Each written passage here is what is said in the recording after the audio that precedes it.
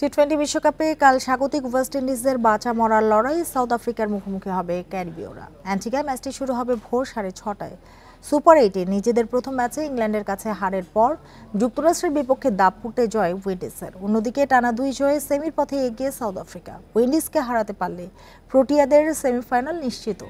বিপরীতে ক্যারিবীয়রা জিতলেই নিশ্চিত হবে না সেমি। গ্রুপের অন্য ম্যাচে যুক্তরাষ্ট্রকে ইংল্যান্ড হারালে হিসেব হবে নেট রান রেটের।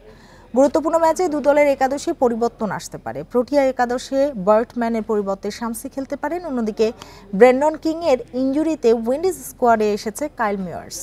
প্রোটিয়াদের বিপক্ষে সবশেষ সিরিজে ভালো খেলায় মেয়ার্সের সুযোগ হতে পারে একাদশে।